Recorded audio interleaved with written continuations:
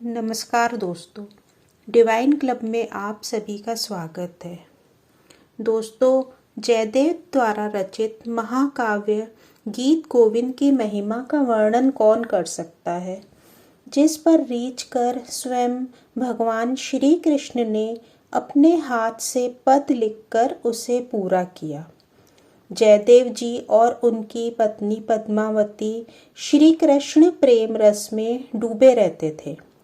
एक दिन भावावेश में जयदेव जी ने देखा कि यमुना तीर पर कदम के नीचे भगवान श्री कृष्ण मुरली हाथ में लिए मुस्कुरा रहे हैं। तभी उनके मुख से यह गीत निकला, मेधे में दुरम स्वरम वन भुव श्यामास्तमाल द्रुमे। बस यहीं से गीत गोविंद काव्य का आरंभ हो गया।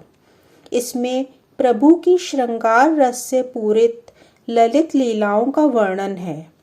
जयदेव जी जब गीत गोविंद लिख रहे थे, तब एक बार उनके मन में श्री राधिका जी के मान का प्रसंग आया। उसमें भगवान श्री कृष्ण ने अपनी प्रिया के चरण कमलों को अपने मस्तक का भूषण बताकर प्रार्थना की कि इन्हें मेरे मस्तक पर रख दीजिए। इस भाव का पद जयदेव जी के हृदय में आया, पर उसे मुख से कहते हुए तथा अपनी पत्नी पद्मावती द्वारा ग्रंथ में लिखाते हुए वे सोच में पड़ गए कि इस गुप्त रहस्य को कैसे प्रकट किया जाए। इस कारण कविता का अंतिम चरण पूरा नहीं हो पा रहा था। जयदेव जी की पत्नी पद्मावती ने कहा, अब स्नान का समय हो गया है, लिखना बंद करके आप स्नान करके आए। जयदेव जी ने कहा, पद्मा, मैंने एक गीत लिखा है, पर इसका अंतिम चरण ठीक नहीं बैठता, मैं क्या करूं? पत्नी ने कहा, इसमें घबराने की कौन सी बात है, गंगा स्नान से लौटकर शेष चरण लिख लीजिएगा। पत्नी के स्नान के लिए जाने पर जोर देने पर वे गंगा स्नान को चले गए। कुछ ही मिनटों बाद जयदेव का वेश धारण कर स्वयं भगवान श्री कृष्ण आए और बोले, पद्मा, जरा गीत गोविंद देना। पद्मा ने आश्चर्यचकित होकर कहा, आप स्नान करने गए थे ना, बीच से ही कैसे लौट आए? महामायावी किंतु भक्त वत्सल भगवान श्री कृष्ण ने कहा, रास्ते में ही अंतिम चरण याद आ गया, इसी से लौट आया। पद्मावती ने कलम और दवात ला दिए। जयदेव वेशधारी भगवान ने देही में पद पल्लव मुदारम लिखकर कविता पूरी कर दी। फिर पद्मावती से जल मंगाकर स्नान किया और पद्मावती के हाथ का भोजन ग्रहण कर पलंग पर विश्राम करने लगे। पद्मावती भगवान की पत्तल में बचा प्रसाद पाने लगी। इतने में ही गंगा स्नान करके जयदेव जी लौट आए। पति को इस प्रकार आते देखकर पद्मावती चौंक गई।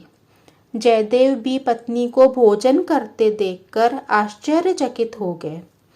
जयदेव ने पूछा, पद्मा, आज तुम मुझे भोजन कराए बिना कैसे भोजन कर रही हो?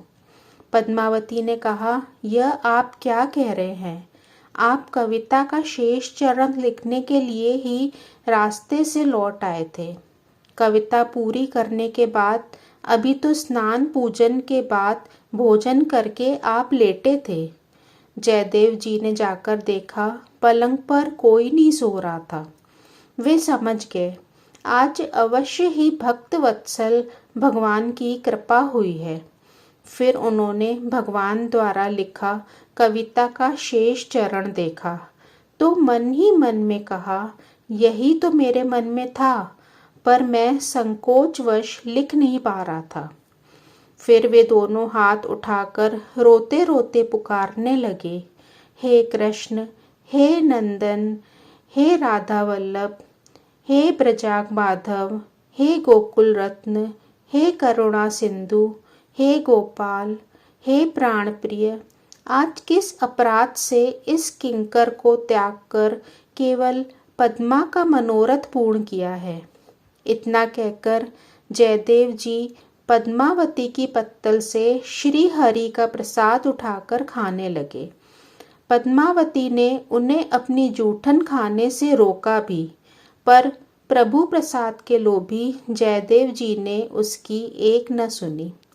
इस घटना के बाद जयदेव जी संकोच छोड़कर उसी गीत को गाते हुए मस्त घूमा करते और उस गीत को सुनने के लिए नंद नंदन उनके पीछे पीछे छिपकर चलते रहते थे।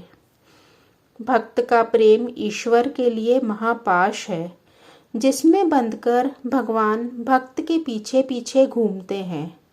इस भगवत प्रेम में न ऊंच है न नीच, न छोटा है न बड़ा, न मंदिर है न जंगल, न धूप है न चैन, है तो बस प्रेम की पीड़ा।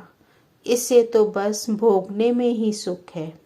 यह प्रेम भक्त और भगवान दोनों को समान रूप से तड़पाता है। जय श्री कृष्ण। दोस्तों, अगर आपको ये कहानी पसंद आई है तो लाइक और शेयर जरूर करें और इसी तरह की रोचक और ज्ञानवर्धक कहानियाँ सुनने के लिए चैनल को सब्सक्राइब जरूर करें। धन्यवाद।